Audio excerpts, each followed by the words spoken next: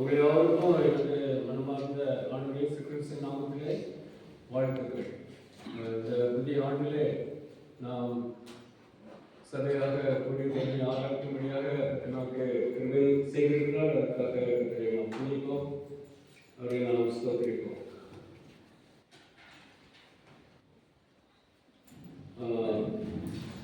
எல்லாருக்கும் தெரிந்த அந்த கன்னியவாக்கிய சார் அந்த பாடலை பாடி நாம் பயன்படுத்தணும்.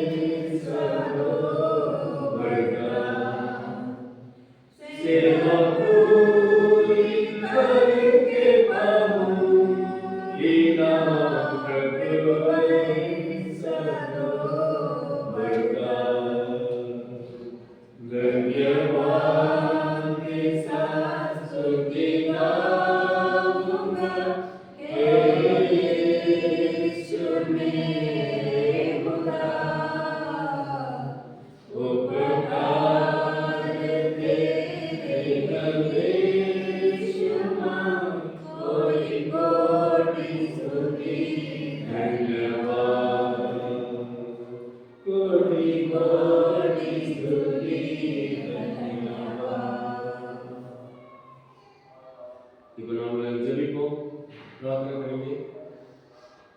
அன்னை தரப்பை இந்த வேலைக்காக நன்றி. ஆண்டவருடைய ஜீவ வார்த்தைகளை நாங்கள் தியானிக்க முற்பட்டோம். பரிசுத்த ஆவியானவர் இந்த வேத வார்த்தைகளை எழுதி வைத்திருக்கிற காரணத்தின் நிமித்தமாக இந்த நாளில் எங்கள் ஒவ்வொருவருக்கும் தேவை தீர்க்க பண்ணோம். மற்றும் இந்த வார்த்தைகளை கேட்க இருக்கிற மக்களுடைய தேவைகளை தீர்க்க பண்ணோம். எங்களுக்கு பொறுத்து இருக்கிறார்கள். पवित्र परमेश्वर, पवित्र आत्मा इस वचनों को लिख के रखा है हमारे लिए, आज का दिन के लिए, हमारे के भलाई के लिए। और जितने लोग इस वचन को सुनने चाहते हैं प्रभु जी, उनके लिए भी आत्मिक आशीर्वाद के कारण बन सके। आदर सम्मान महिमा प्रभु यीशु मसीह आपको ही देते हैं।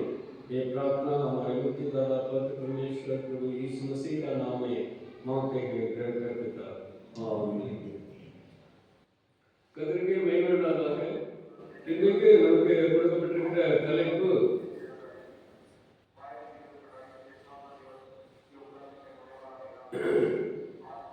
ஞான ஸ்நானத்தின் போது ஆண்டவர் இயேசு கிறிஸ்து தேவனுடைய குமாரன் என்று வெளிப்படுத்தப்பட்டார்.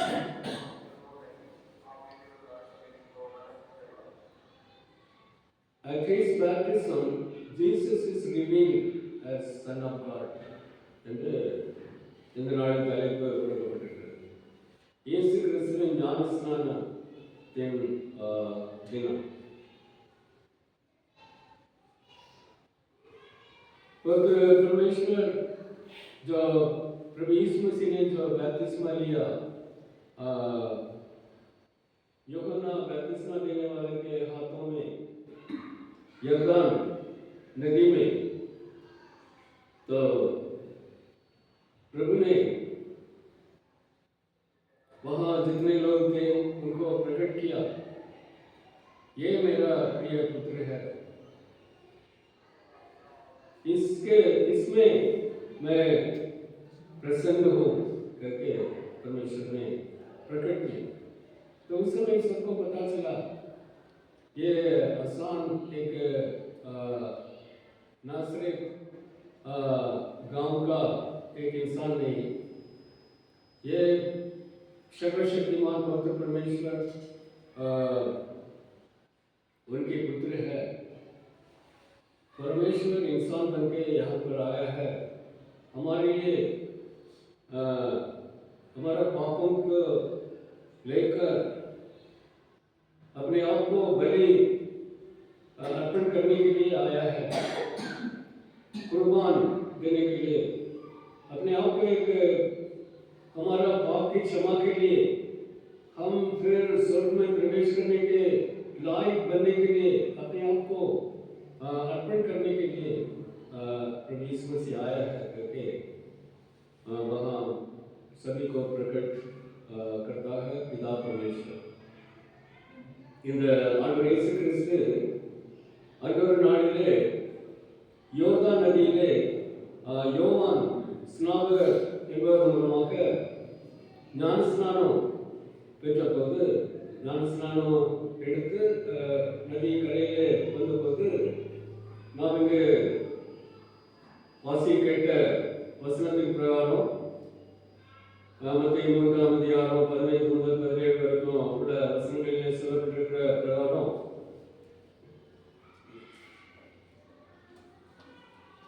16-17 வசனங்களிலே பார்க்கும்போது இயேசு ஞானஸ்நானம் பெற்று ஜலத்திலிருந்து கரையேறின உடனே இதோ வானம் அவருக்கு திறக்கப்பட்டது. தேவ ஆவி புறாவை போல இறங்கி தம்மேல் வருகிறதை கண்டார். அன்றியும் வானத்திலிருந்து ஒரு சத்தம் உண்டாகி இவர் என்னுடைய நேசகுமாரன், இவரில் பிரியமாயிருக்கிறேன் என்று உரைத்தது என்று நாம் பார்க்கிறோம்.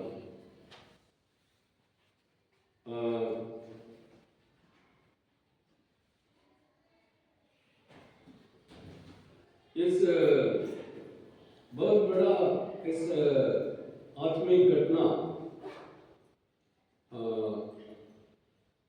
इसी के लिए ही वो यूहन्ना बपतिस्मा देने वाला परमेश्वर के द्वारा भेजा गया। 6 महीने पहले उसको भेजा परमेश्वर ने, और वो अपने आप को परमेश्वर के समय के लिए वो तैयार हुआ, परमेश्वर के साथ वो जीवन बिताया और इस समय के लिए तैयार हुआ। और उसी समय यीशु मसीह का जन्म भी 6 महीने के बाद होती है, और उसके बाद ये भी 30 साल परमेश्वर के लिए, परमेश्वर की योजना के लिए तैयार हो रहा है। और वहाँ पर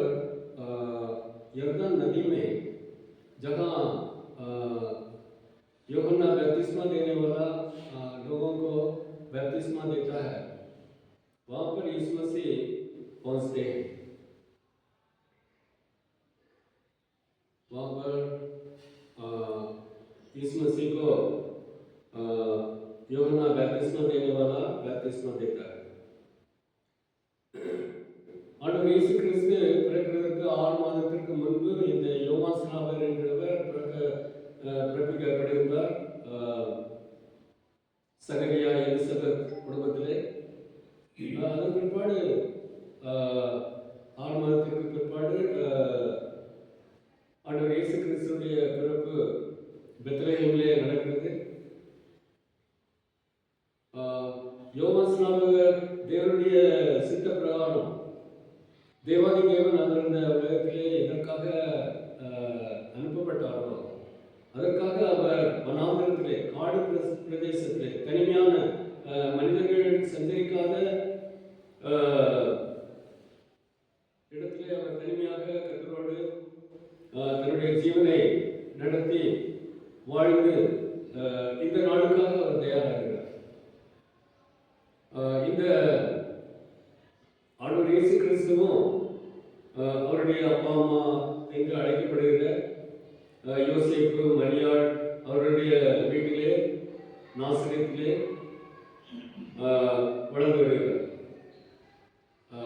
இதனிடையில் அவர் ஆரம்ப காலத்திலே 2 வயதான போது இவருடைய உயிருக்கு ஆபத்து, இந்த ஏரோது ராஜாவின் மூலமாக இவருடைய உயிருக்கு ஆபத்து வருகிறது என்று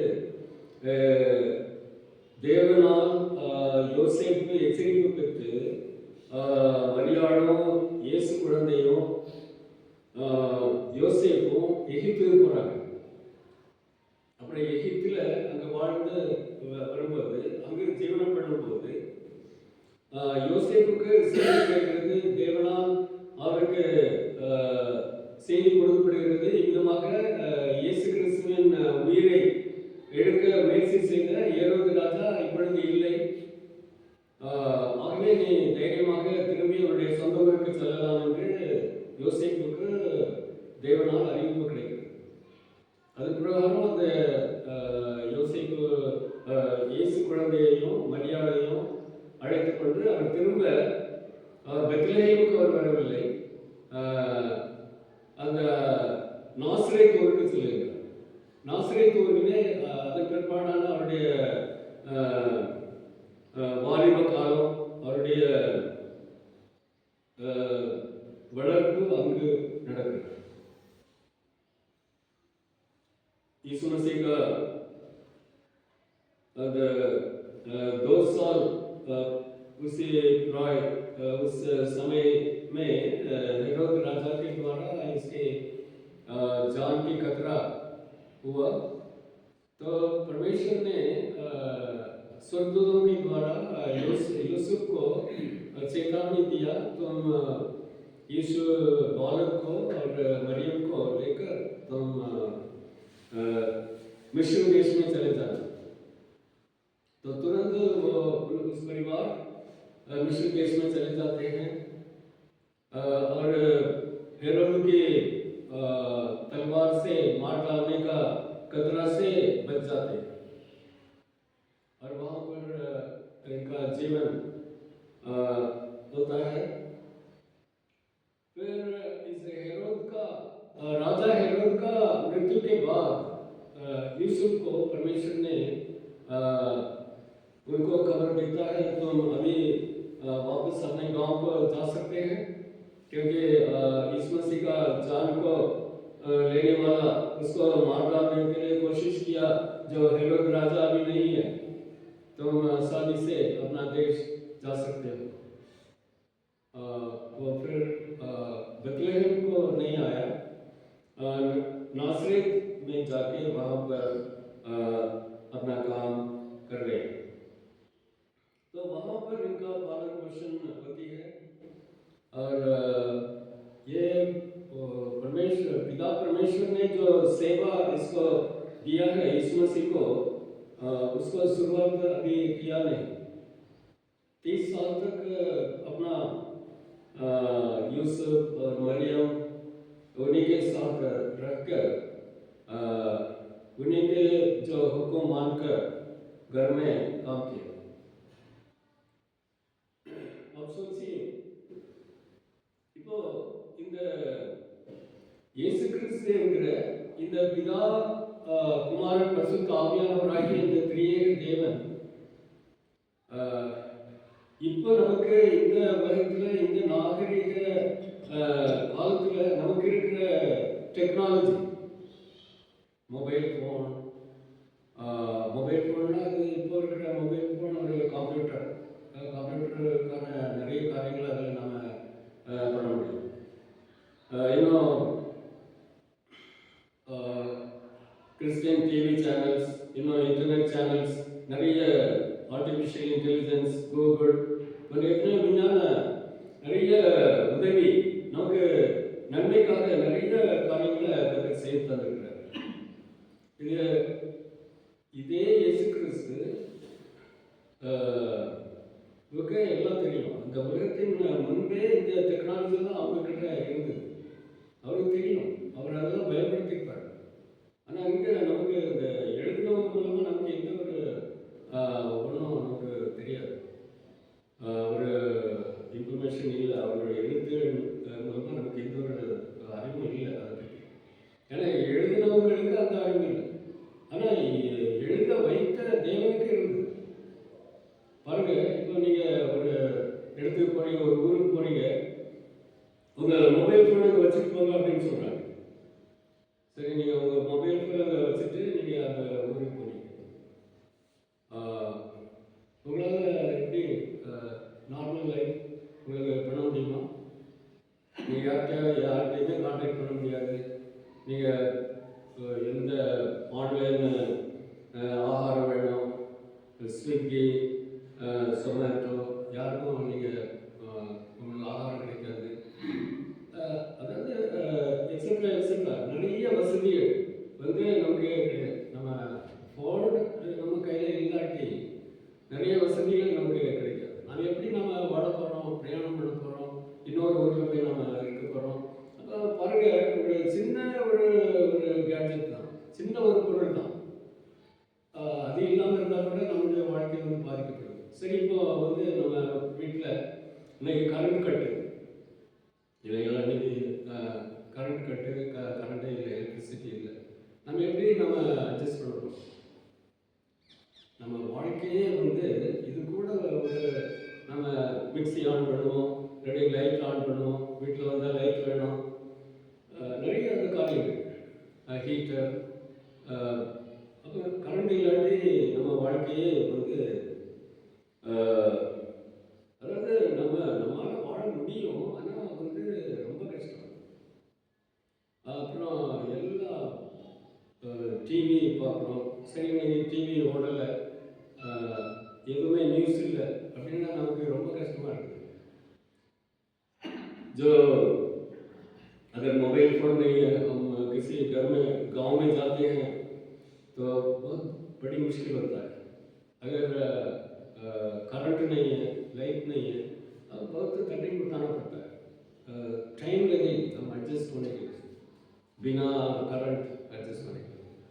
टीवी चैनल न्यूज़ देखने के लिए हम टीवी चैनल ऑन करते हैं, वो आता नहीं. तो कोई न्यूज़ नहीं मिलता है, हम कुछ भी देख नहीं पा रहे हैं क्या हो रहा है दुनिया में. क्योंकि आजकल तो जो टीवी ऑन करते हैं, पूरा दुनिया में क्या, कौन सी देश में, कौन सी गांव में, कौन सी टापू में, आइलैंड में क्या हो रहा है, सब कुछ हम देख पाते हैं. thousands of channels, Christian channels நிறைய. तो ऐसे मुश्किल है, लेकिन देखिए ये यीशु मसीह, उनके पास ये सब कुछ है वो, लेकिन ऐसे लोगों के बीच में वो अपना जीवन बिताया. उनके पास कुछ भी नहीं है, साइंटिफिक मैचेस नहीं है, स्टव नहीं है, करंट नहीं है, हीटर नहीं है, मोबाइल नहीं है, टीवी नहीं है, कोई देश का जानकारी कुछ भी नहीं. जो देखते हैं वही काम करना, जो सोचते हैं वही काम करना, वो भी अपना वो जो लकड़ी से और आग बनाने के लिए वो मुश्किल करना है, वो घिस के वो आग बनाना पड़ता है, पत्थर को घिस के या लकड़ी को घिस के आग बनाना पड़ता। तो इसमें से ऐसा जीवन देता है, उनके पास सारी टेक्नोलॉजी है। ये भी जो हमारे पास अभी है इस सेंचुरी में, और इससे बढ़कर भी जितना भी हम नहीं जानते आने वाले दिनों में क्या क्या नया नया, अभी 5G 6G कौन से कितना जी आएगा, और अभी आर्टिफिशियल इंटेलिजेंस आया है, वो गूगल को टेक ओवर करता है, ओवरटेक करता है। इसके इसके आगे क्या होगा, आगे कोई भी इंटेलिजेंस आएगा, ये सब इस मसीह के पास है था उस समय भी, लेकिन वो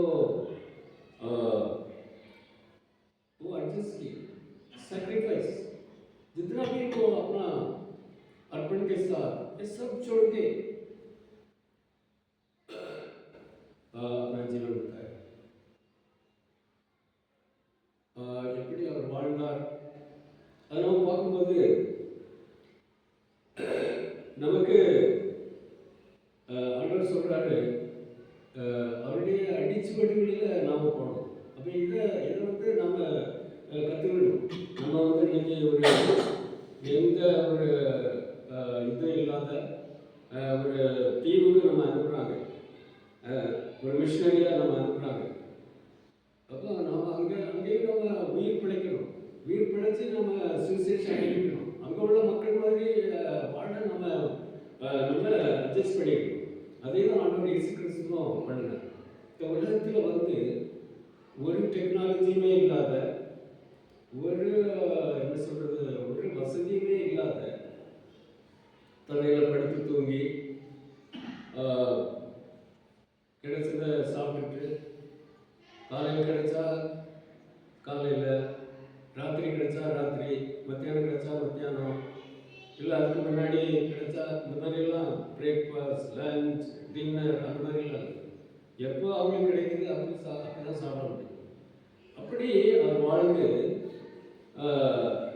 எந்நாளும் பாவம் இல்லாதவராக பரிசுத்தராக தன்னை காண்பித்து கொண்டு இன்றும் விதமாக அவர் இருக்கிறார். அப்படின்னா பார்க்கலாம், நம்மள அது நம்ம சாத்தியமா நம்ம இன்னைக்கு வந்து நீங்கள் ஒரு இடத்துக்கு உங்களை அனுப்புகிறாங்க, அங்கே நீங்கள் மொபைல் ஃபோன் கொண்டு போகக்கூடாது, எந்த ஹீட்டர், எந்த எலக்ட்ரிக் கேட்ஜெட்ஸ், இல்லை எந்த ஒரு இதுவும் உங்களுக்கு மொபைல் எதுவுமே நீங்கள் கொண்டு போகக்கூடாது, நீங்கள் சுவிசேஷம் ஆகுவீங்க அப்படின்னு சொன்னால், நம்ம அங்கே போய் நம்ம முதல்ல நம்ம எப்படி சர்வே பண்ணுறது, எப்படி என்னத்தை சாப்பிட்றது, வண்டு, பூச்சி, பாம்பு, பல்லி, எலி கிடைக்கிறத சாப்பிட்டு நாம் முதல்ல நம்ம உயிர் வாழணும். அப்புறம் தான் சுவிசேஷம் அறிவிக்க முடியும். அப்போ அந்த மாதிரி ஒரு அர்ப்பணிக்கப்பட்ட வாழ்க்கையில் இந்த ஆண்டவர் இயேசு கிறிஸ்து அந்த நாட்களில் வாழ்ந்தார். ஆபிரகாம் என்கிறவருடைய வாழ்க்கை நாளுக்கு வாழ்நாளை விட அந்த இயேசு கிறிஸ்து நாட்கள் வந்து கொஞ்சம் அதிகம் நல்ல நாகரிகமோட நாட்களாக இருக்குது. ஏன்னா அவங்க எழுதியிருக்கிறாங்க, எழுத்துக்கள் பாஷையெல்லாம் இருக்குது, தோல் சொல்வர்கள்லாம் அவங்க எழுதி வச்சிருந்தாங்க, சுவிசேஷன்லாம் அவங்க எழுதி வச்சிருந்தாங்க. அப்போ அந்த நாகரிகம் கொஞ்சம் கொஞ்சம் அப்படி வளர்ந்துக்கிட்டே வருது. கர்த்தர் அவங்களுக்கு கொஞ்சம் கொஞ்சம் கொடுத்துக்கிட்டே இருக்கிறார். அப்படின்னா பாஷை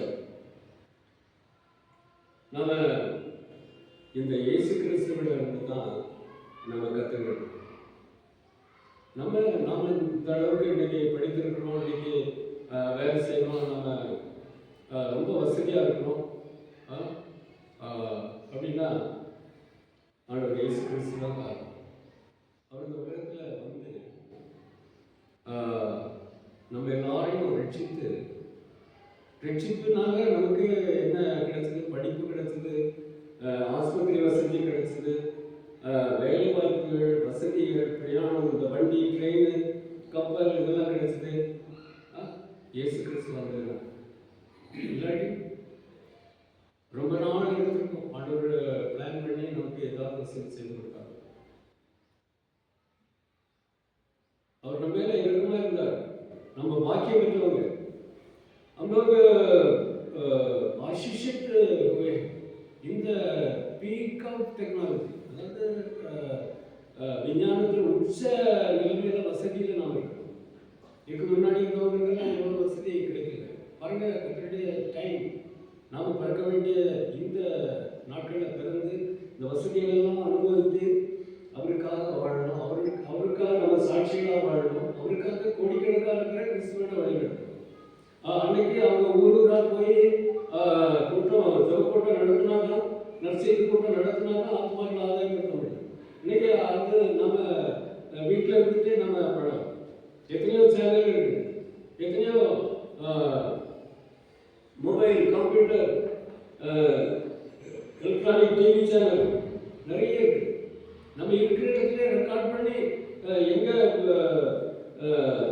இதை பப்ளிஷ் பண்ணணும் அங்கே நம்ம அனுப்பியிருக்கோம். எவ்வளோ வசதிகள் கற்று நம்ம அதுதான் நான் ஒவ்வொரு நேரமும் கோடிக்கணக்கான ஆத்மாக்களை நம்ம ஆதாயம் செய்யணும்னு சொல்லும்போது இதெல்லாம் மீன் பண்ணி தான் சொல்லுவேன். ஏன்னா நம்ம ஊராக போய் தேசங்களுக்கெல்லாம் போய் பிரசித்தியாகணுன்ற தேவையில்லை. நம்ம வீட்டிலே உட்காந்துட்டு நம்ம கோடிக்கணக்கான பேரை நம்ம பேருக்கு வார்த்தை, கத்தருடைய வார்த்தையை நம்ம அனுப்பணும். அவ்வளோ டெக்னாலஜி நம்ம கையில் இருக்கு. அதனால தான் நான் ஒவ்வொருத்தரையும் ஆண்டவர் மேலே விசுவாசத்தை வச்சு நம்ம ஒவ்வொருத்தரும் கோடிக்கணக்கான பேரை கிறிஸ்துவுக்காக ஆதாயம் செய்யணும் அப்படின்னு சொல்கிறேன். तो हम लोग करोड़ों लोगों में यीशु मसीह के पास ले आना है। क्यों ऐसा होता हूँ?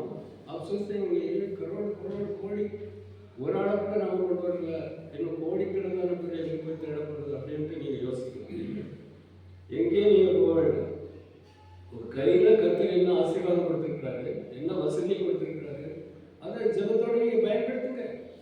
அதை நீங்கள் கர்த்தருடைய வார்த்தை அது வேலையை செய்யும். நீங்கள் செய்ய வேண்டிய கர்த்தருடைய வார்த்தையை அனுப்ப வேண்டியது அனுப்புவாங்க. எங்கெல்லாம் யார் யாருக்கு எங்கெல்லாம் கான்டாக்ட்ஸ் இருக்குது அவங்களுக்கு அனுப்புங்க. அவங்களுக்கு சொல்லுங்க ஆண்டவர் பற்றி. பாக்கி வேலையை கர்த்தர் செய்வார். பரலோக அரசாங்கம் செய்யும், பரலோக தேவதூதர்களின் சேவைகள் செய்யும், டெக்னாலஜி செய்யும், இயேசுவின் டெக்னாலஜி செய்யும், பரலோகத்தின் டெக்னாலஜி செய்யும். அதனால நான் ஆண்டவர் மேல விசுவாசத்தை வைத்து கோடிக்கணக்கான உங்கள் மூலமாக என் மூலமாகவும் கோடிக்கணக்கான பேர் இயேசு கிறிஸ்துவ தன்னுடைய ஆண்டவர்கள் சொல்லுவாங்க. இப்போ நம்ம இந்த வசனத்திலிருந்து என்ன கற்றுக்கிட்டோம் அப்படின்னா, ஆண்டவர் இயேசு கிறிஸ்து இந்த உலகத்தில் வந்து நம்மெல்லாம் ரட்சிக்கிறதுக்கு தான், அவரை போல ஆக்குறதுக்கு தான். यीशु मसीह जैसे हमको बनाने के लिए यीशु मसीह ने इस धरती में आया और उनका प्लान है वो हम सभी को मेरे जैसे बना है. क्योंकि ஏன்னா அவரை நம்ம உருவாக்கும் போதே அவர் சாயலில் உண்டாக்கிட்டார். அப்புறம் நாம் வந்து அவரை துக்கப்படுத்தி நம்ம பாவத்தில் விழுந்துட்டோம். அப்புறம் திருப்பி அவர் வந்து நம்ம தூக்கி கழுகி அவருக்காக நமக்காக பலி செலுத்தி தன்னைத்தானே பாவம் இல்லாத அவர் பலியாக தன்னை செலுத்தி நம்ம மீட்டுக்கொள்ள வேண்டிய பெரிய ஒரு தியாகம் பண்ண வேண்டியது இருந்தது. ஏன்னா அவருடைய பிள்ளைகள், அவர் தான் நம்ம இந்த உலகத்தில் ஆதாம் ஏவாளாக சிருஷ்டித்து அவருடைய சாயலை நம்ம உண்டு பண்ணினார். அப்போ அவருக்கு ஃபேஸ் இருக்குது, அவருக்கு சாயல் இருக்குது. ஆனால் அவருடைய பரிசுத்தத்தை இழந்துட்டோம், அவருடைய மகிமையை இழந்துட்டோம், அவர் நம்ம வைத்திருந்த இடத்தை நம்ம இழந்துட்டோம். இப்போ அவர் நமக்காக பலியாக தன்னை கொடுத்ததுனால அந்த இடத்துக்கு நம்ம போகிறோம், அந்த இடத்துக்கு நம்ம கொண்டு போகிறோம். வழி ஏற்படுத்திட்டார், பிரிட்ஜ் போட்டுட்டார். ஆற்றுக்கு அந்த பக்கம் போக முடியாதவங்களா இருந்தோம், ஆனால் அவரே படுத்து பிரிட்ஜ் போட்டுட்டார். இப்போ இயேசு கிறிஸ்துவ விசுவாசிக்கிறதுனால நாம அவரிடம் போவோம். அவர் வாழ்கிற இடத்துக்கு நம்ம போகிறதுக்கு ஒழுங்கு பண்ணிட்டார், வழியை பண்ணிட்டாரு. நீதியையும் சத்தியத்தையும் ஜீவனையும் நமக்கு தந்துட்டார். வேற என்ன வேணும்? வேற என்ன டிமாண்ட் நமக்கு இருக்குது? வேற என்ன நமக்கு தேவை இருக்குது? எல்லாம் அவர்கிட்ட இருக்கு. அதனால இன்னைக்கு இயேசு கிறிஸ்து இன்னைக்கு வருகிறதா இருந்தாலும் இல்லை ஆண்டவர் இயேசு கிறிஸ்து இல்லை நான் அங்கே வர முடியாது, நீ என்கிட்ட வந்துரு அப்படின்ட்டு நம்ம அவர்கிட்ட கொடுத்தா நம்ம அதுக்கு ரெடியாக இருக்கணுமா? நம்ம அலர்ட்டாக இருக்கிறோமா? தயாராக இருக்கிறோமா? நம்முடைய ஆடிட்டு நம்முடைய எல்லாம் இது கொடுக்க வேண்டியது, வாங்க வேண்டியது, மற்றவர்களோட ஒப்புரமாக வேண்டியது, கர்த்தருடைய பார்வையில் நம்முடைய கணக்கு எல்லாம் சரியா இருக்கா? இல்லை இப்போ உடனே அவரை வந்து come my son, I want you at my side அப்படின்ட்டு கூப்பிட்டார் அப்படின்னா நம்ம அவரை கொஞ்சம் அந்த ட்ரெயினை நிப்பாட்டுவீங்க, பிளேனை கொஞ்சம் நிப்பாட்டுவீங்க, கொஞ்சம் இந்த கணக்கு கேட்க வேண்டியது இருக்குது, இந்த மெசேஜ் எல்லாம் சொல்ல வேண்டியது இருக்குது, நான் இப்போ வந்துடுறேன் கிடையாது. நமக்கு நேரமே கிடைக்காது. No waiting time, no delay. கர்த்தர் கூப்பிட்டாருன்னா நம்ம போய் தான் ஆகணும். அப்படி நம்ம ரெடியாக இருக்கிறோமா? அதைத்தான் கர்த்தர் விரும்புகிறாரு. நம்முடைய எல்லா settlement, spiritual settlement, physical settlement, முதல்ல ஃபிசிக்கல் ஸ்பிரிச்சுவல் செட்டில்மெண்ட் ஆச்சுன்னா அப்புறம் ஃபிசிக்கல் செட்டில்மெண்ட் ஆகிடும். ஆண்டவரோட ஐக்கியம், நம்முடைய ஆத்மா கர்த்தரோட சரியா இருக்குதா? நம்ம நேருக்கு நேராக நம்ம பேசிக்கிறோமா? வாய்க்கிருந்து நம்ம நம்மளுடைய எல்லா காரியங்களையும் சொல்லி அவரோட நம்ம ஒப்புரவாகிட்டு இருக்கிறோமா? இல்லாட்டி நம்ம நிறைய பெண்டிங், ஒப்புரவாக வேண்டிய நிறைய பெண்டிங் இருக்கிற நமக்கும் ஆண்டவருக்கும் மத்தியில். இந்த ஆண்டவர் இயேசு கிறிஸ்துவ पितावान देवन पिता परमेश्वर जो जिस काम के लिए यीशु मसीह को इस धरती में भेजा, उसको स्टेप बाय स्टेप परमेश्वर की योजना के अनुसार परमेश्वर पिता परमेश्वर मैं ये काम करूं, मैं बैप्टिस्मा दूं यूहन्ना के हाथों में, मैं उसको बैप्टिस्मा देना है, लेकिन आप बता रहे हैं वो उन्हीं के हाथों से मैं बपतिस्मा लेना है। वही मैं करूँ। मैं he became servant to servant. இயேசு கிறிஸ்துவினால அந்த யோவான் ஸ்நாபகர் ஞானஸ்நானம் பெற வேண்டியது, அவர் தான் அதை ரொம்ப தயங்கினார், சொல்லவும் செய்தார் ஆண்டவர்கிட்ட. ஆனால் பிதாவானவர் இந்த இயேசு கிறிஸ்துவாகிய குமாரனுக்கு என்ன சொல்றாரு? இல்லைப்பா, நீ அவர்கிட்ட தான் ஞானஸ்நானம் வாங்கி தான் ஆகணும், நீ படித்து தான் ஆகணும், நீ என்னுடைய குமாரன் தான் சரிதான். ஆனால் வந்து இந்த மனுஷன் இந்த யோவான் ஸ்நாபகன் என்கிற அந்த என்னால் அனுப்பப்பட்ட எல்லாரும் மனிதனான இந்த உலக பிரகாரமான மனிதன் யோவான் ஸ்நாபகர் வந்து எலிசபெத் அம்மையாருக்கும் சகரியா என்கிற அந்த லேவியருக்கும் பிறந்தவர். ஆனால் இயேசு கிறிஸ்து அப்படி கிடையாது, தேவனால் பிறந்தவர். எங்காலும் இந்த மனிதனாய் பிறந்த இந்த யோவான் ஸ்நாபகரிடம் இயேசு கிறிஸ்து அதுக்கு முன்னாடி நிறைய ஆண்டவரோட ஆர்கியூ பண்ணியிருந்திருக்கோம் அவர்கிட்ட. ஏன்னா கெத்செமனேல அவர் வந்து ஆண்டவர்கிட்ட ஆர்கியூமெண்ட்னு சொல்ல முடியாது, ஆண்டவர்கிட்ட ஆலோசனை அவர்கிட்ட காத்திருந்தார். ஆண்டவர் இந்த பாத்திரம் எனக்கு இதை நான் எடுத்து தான் ஆகணுமா, இல்லாட்டி வேற ஏதோ வழி இருக்குதா அப்படின்னு. இல்லை நீ எடுத்தே ஆகணும், ஏன்னா இந்த கோடிக்கணக்கான மக்களை நான் இழக்க முடியாது, நான் உண்மையாக தான் அவங்களை ஆதாயம் பண்ண போகிறேன் அப்படின்னு கத்திர पितावाक्य देवन आपको सुनी, पिता परमेश्वर ने उनको हुक्म दिया, तुम ये पात्र को पीना है, प्याला को पीना है, कलवरी क्रूस पर जाना है, जीवन देना है, फिर तीसरे दिन जी उठना है. அதே மாதிரி இந்த யோவான் ஸ்நாபகரையும் ஆண்டவர் இயேசு கிறிஸ்து அந்த ஞானஸ்நானத்துக்கு வர்றதுக்கு முன்னாடி பிதாவை கிட்ட கேட்டிருந்தாரு. எல்லாம் விவரமாக எழுதலை. அவர் வந்து நம்ம இந்த அவர் மிஸ்டர் சகரியா, பாஸ்டர் சகரியாவுக்கும் அந்த மேடம் எலிசபெத்துக்கும் பிறந்தவர். என்ன ஏன் ஸ்டாண்டர்டுக்கும் ஏன் இது பொசிஷனுக்கும் அவங்களுக்கும் யோகனானுக்கும் எவ்வளோ வித்தியாசம் இருக்குது. இப்படி இதை எப்படி நான் செய்ய?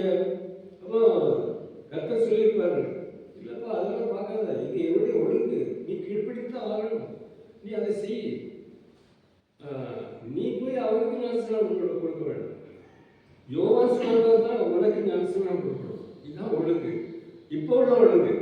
அதான் ஆண்டவர் சொல்றாரு 15ஆம் வசனத்துல, மத்திய 3:15 இயேசு 15ஆம் வசனத்துல இயேசு அவருக்கு பிரதித்திரமாக இப்பொழுது இடப்படு. இப்போ எல்லா காரியமும் ஆண்டவர் இயேசு கிறிஸ்து செய்யறது எல்லாம் பிதாவாகிய தேவனிடம் பெர்மிஷன் வாங்கித்தான், ஆலோசனை கேட்டுதான், அவருடைய ஆர்டரை தான் இவர் நிறைவேற்றுவார். இவர் சொந்தமாக பிளான் பண்றதே கிடையாது. அதுதான் நம்மள்கிட்டையும் சொல்றாரு. கிறிஸ்துவ அன்பானவர்களே, இயேசு கிறிஸ்துவின் பிள்ளைகளே, பரலோகத்துக்கு போறவங்களே, பரலோகத்துக்கு புக்கு பண்ணியிருக்கிறவங்க, ரிசர்வேஷன் பண்ணியிருக்கிறவங்களே, உங்களை பார்த்தோம், நம்ம பார்த்தோம், என்னையும் பார்த்து தான் கர்த்தர் சொல்றாரு, இல்லப்பா நீ மௌன விருப்பத்துக்கு எதையும் தீர்மானிக்காத. ஒரு வார்த்தை என்கிட்ட கேட்டுட்டு அப்புறம் செய். அதான் அந்த ஆண்டவர் இயேசு கிறிஸ்து அவருடைய குமாரனாகிய ஏதாவது மனிதனாக இந்த உலகத்தில் வந்த பாவம் இல்லாத அந்த ஆண்டவர் இயேசு கிறிஸ்து அதான் சொன்னாரு, அப்பா நீ தான் சரிதான், நீ ஏன் பிள்ளைதான். ஆனா இந்த மனிதன் பிள்ளைக்கு மனிதனுடைய மகனுக்கு அவன் சொல்ற காரியத்துக்கு நீ கீழ்ப்படி தான் ஆகணும். ஏன்னா இப்போ அதுதான் நியமம். ஏன்னா அவங்க மத்தியில் தான் ஒன்று அனுப்பி இருக்கிறேன். அவங்க எல்லாரும் நீ சேர்ந்த பார்க்கணும், அந்த வழியில அவங்க நடக்கணும். சரியா? அப்ப ஆண்டவர் சந்தோஷமா அதான் சொல்றார் 15ஆம் வசனத்துல, இயேசு அவருக்கு பிரதித்திரமாக இப்பொழுது இடப்படு, இப்படி எல்லா நீதியையும் நிறைவேற்றுவது நமக்கு ஏற்றதாக இருக்கிறது என்றார். எல்லா நீதியும் இப்படிதான் நிறைவேற்றணும். ஏன்னா பிதாவாகிய தேவன் தான் என்னுடைய அப்பா, நம்முடைய அப்பா. இயேசு கிறிஸ்து அப்பா மாத்திரம் இல்லை, யோகனானுடைய அப்பாவும் அவர் தான். அப்பான்னா அதாவது ஆவிக்குரிய அப்பா. அந்த சகரியாவுக்கு முன்னாடியே பிளான் பண்ண அப்பா பிதாவாகிய தேவன். அப்போ நமக்கும் அதே அப்பா தான். சகரியாவின் அப்பா, யோவான் ஸ்நாபகருடைய அப்பா, இயேசு கிறிஸ்துவின் அப்பா. அந்த அப்பா தான் நம்முடையவும் அவர் தான் அப்பா. அதுதான் அவரு யோவான் 17ஆம் அதிகாரத்தில் அப்படிதான் ஜெபம் பண்றாரு. எனக்கு நீங்க கொடுத்தவங்க, அப்புறம் நீங்க எனக்கு கொடுத்தவர்கள் மூலமாக உங்களுடைய வருகிற என்னுடைய வருகிறவங்க, அதுதான் நம்ம சேர்ந்துட்டோம். நம்ம எல்லாரும் அந்த சீடர்கள் சொன்ன வார்த்தைகள் மூலமாக, எழுதி வைத்திருக்கிற வேத வசனங்களின் மூலமாக நாம் இன்னைக்கு அந்த இயேசப்பாவோட நாம் இருக்கோம். அப்போ இப்போ அது மாத்திரம் இல்லை, அந்த இயேசு அப்பாவுடைய அப்பாவுக்குடைய அப்பா நம்முடையவும் அப்பாவாயிட்டார் இயேசு கிறிஸ்துவின் மூலமா. பெரிய பாக்கி. அப்ப இதை நம்ம காத்துக்கொள்றோமா? இன்னைக்கு நம்ம தயாரா இருக்கிறோமா? ஆண்டவர் சொன்னா நம்முடைய புக்கு, நம்முடைய சீட்டு, நம்முடைய வீடு, தங்க வீடு பரலோகத்துல புக் ஆயிடுதா, இல்ல நம்ம மண்ணு வீட்டுல இருந்துகிட்டே தான் இருக்கணும்னு விரும்புறோம்? நல்லா யோசிக்கிறோம். ஆண்டவர் இயேசு கிறிஸ்துவை ரட்சகரா ஏற்றுக்கொண்டு அவருக்காக நம்ம கடைசி வரைக்கும் விசுவாசத்துல நிலைத்திருந்தா அந்த தங்க வீட்டுக்கு நம்ம போகலாம் அப்படின்ட்டு கோல்ட் ஹவுஸ். என்ன கோல்ட் ஹவுஸ்? கோல்ட் ஹவுஸ்னா பரலோகம், நித்திய ராஜ்யம். அப்ப அந்த ராஜ்யத்துக்கு போகணும் அப்படின்ட்டு போகலாம் அப்படின்ட்டு நமக்கு வழி இயேசு கிறிஸ்து சொல்லியிருக்கிறார்.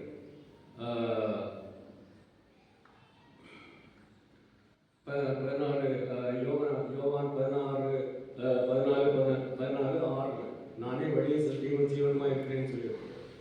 யோகனாகிய இஞ்சில் 14 வசனம். அப்போ அதை நம்ம எப்படி நம்ம எடுத்துக்கிறோம்? அதெல்லாம் நிறைய காரியங்கள் சொல்லியிருக்குது. அதை பற்றி எனக்கு அப்படின்னா நல்லா ஜாலியாக நான் அப்படியே வாழ்ந்துட்டு அப்படியே போயிடலாம் அப்படின்ட்டு நம்ம யோசிக்கிறோமா? இல்லை நான் கொஞ்சம் கனெக்ட் பண்ணணும், நான் சரியா இல்லை, இது வரைக்கும் வாழ்ந்தது சரியில்லை, ஆண்டவரோட பேசணும் அப்படின்ட்டு நம்ம யோசித்து ஆண்டவரோட பேசணுமா? இது நல்ல இடம், ஆண்டவரோட பேசுறது. இது வரைக்கும் நாம பேசலைன்னா இப்போ நாம் பேசலாம், ஆண்டவரோட பேசலாம். ஏன்னா நம்ம आंडवरोड यीशु मसीह से बात करने के लिए हम ये कॉस्टली नहीं, पेमेंट नहीं देना, फ्री ऑफ चार्ज. அப்புறம் நம்ம கியூவில் நிற்க வேண்டாம். அப்புறம் நம்ம பிஏட்ட பேசி அப்பாயின்மெண்ட் வாங்க வேண்டாம். ஆன் த ஸ்பாட் எத்தனை பேர் பேசணும்? 144 crore at a time with Jesus Christ. அதனால தான் அவர் தேவன். புரியுதா? எல்லாருக்கும் புரியுதா? ரொம்ப அதிசயமா பார்க்குறீங்களா? 144 crore ஒரே நேரத்தில் ஆண்டவர் இயேசு கிறிஸ்துவோட பேச முடியும். அதுவும் பர்சனலி அவர் உங்கள்கிட்ட பேசுவார், என்கிட்டே பேசுவார். அந்த 144 கோடி நம்ம இந்தியாவில் இருக்கிற எல்லா மக்களோடையும் அவர் பேசுவார். பேசுறதுக்கு முடியும். ஆயினால் தான் தேவன், ஆயினால் தான் எங்கும் நிறைந்தவராக. அது மாத்திரம் இல்லை, உலகத்தில் இருக்கிற எல்லா 667 கோடி மக்களும் இயேசு கிறிஸ்துவிட்ட இப்போ ஒரே ஆன் தி ஸ்பாட் பேசணும், எனக்கு இப்போதான் பேசணும் அப்படின்னு சொன்னால் எல்லாரும் அந்த 667 கோடி பேர்கிட்டையும் அவர் பேசுவார். அதனால தான் அவர் தேவன். அவருடைய எல்லா டெக்னாலஜியும் இருக்கு. அவருக்கு பாஷையை பற்றி கவலை இல்லை, தேசத்தை பற்றி கவலை இல்லை, பேசுவார். அவரால் முடியும். அதனால தான் அவர் தேவன். இருந்தாலும் நம்ம பற்றி, நம்ம ஒவ்வொருவரையும் பற்றி அன்பு கூறுகிறவர், நமக்கான எல்லா காரியங்களையும் செய்கிறவர். அது மாத்திரம் இல்லை, இத்தனை கோடி பேரையும் அவருடைய உள்ளங்கையில் வரைந்து வைக்கிறேன்ட்டு அவர் சொல்லியிருக்கிறார். அப்புறம் நம்ம ஒவ்வொருவருடைய சின்ன சின்ன டீட்டெயில்ஸ் அவருக்கு ரொம்ப தெரியும். நான் பள்ளிக்கூடத்தில் படிச்சுட்டு இருக்கும்போது ரொம்ப ஸ்டைல் பண்ணுவேன். நான் முடியெல்லாம் நல்ல எண்ணெயெல்லாம் போட்டு அப்படியே அந்த சீப்பு பின்பக்கம் வச்சு நல்லா அழுத்தி, அப்புறம் வெயில் அடிக்கும்போது அப்படியே பார்க்குறது அப்போ நல்லா அழகாக தெரியுதா அப்படின்னு. அப்படியே இப்போ எதுவுமே இல்லை, தனியாக வைத்திருக்கிறாரு. ஸ்தோத்திரம். அப்போ இதெல்லாம் அனித்தியம். ஆனால் நாம ஆண்டவர் நம்ம அலங்கரித்து நம்முடைய ஸ்டைலை அவர் பார்த்து மெச்சிக்கொள்ள संतोषपड़ा विरुद्ध इस मसीह हमको फैशन करके स्टाइल दिखा, हमारा स्टाइल देखे वो खुश होना चाहता है. कैसे इस मसीह जैसे हम होना, पिता कुमार परिशुद्ध आवियानवर சாயலுக்கு நம்ம உண்டாக்கிட்டார். இப்போ இனி இதுல சாத்தா கொஞ்சம் ஆல்ட்ரேஷன் பண்ணிக்கலாம்.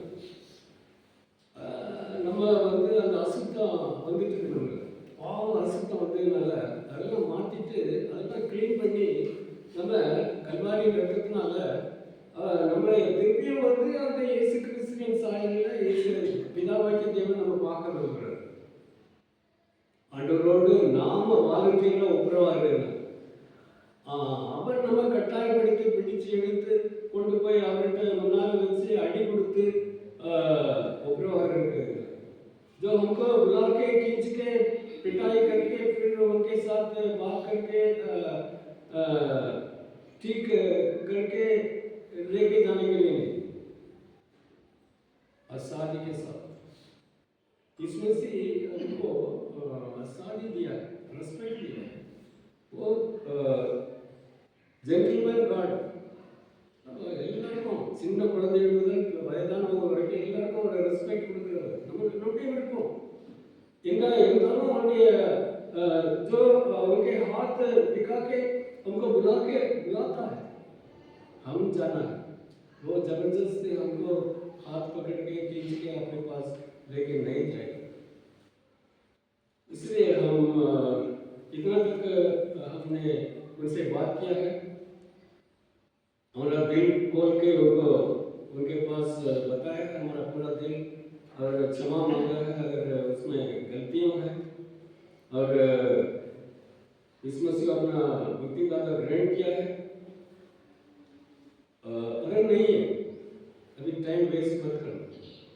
ये अच्छा जगह है, सुंदर जगह है, यहाँ पर यीशु मसीह है और वैसे बात करना और यीशु मसीह को अपना मुट्ठी द्वारा ग्रहण करना, तब हम बोल सकते हैं पिताजी। किसका पिताजी? आदम का पिताजी, अब्राहम का पिताजी, यूहन्ना बपतिस्मा देने वाला का पिताजी, यीशु मसीह का पिताजी, हमारा भी पिताजी। विश्वास करें। आइए हम प्रार्थना करें।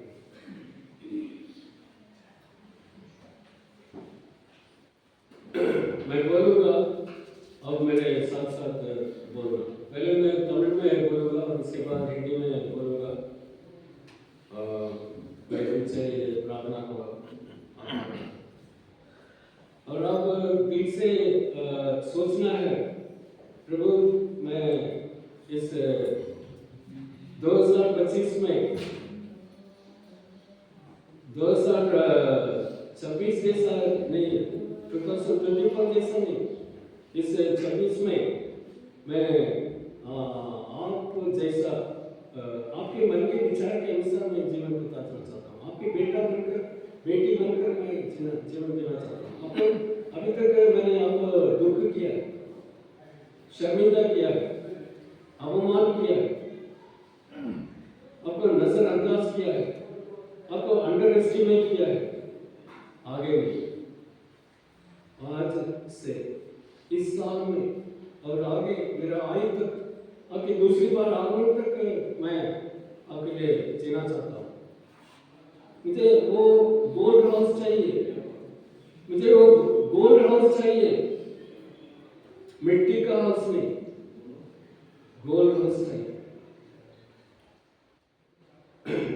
நம்ம ஜெபிக்கலாம் முதல்ல நம்ம நான் தமிழ்ல சொல்றேன், என் பின்னால சொல்லுங்க, அப்புறம் उसके बाद मैं हिंदी में भी बोलूंगा, मेरे पीछे बोलना, पहले मैं तमिल में बोलूंगा।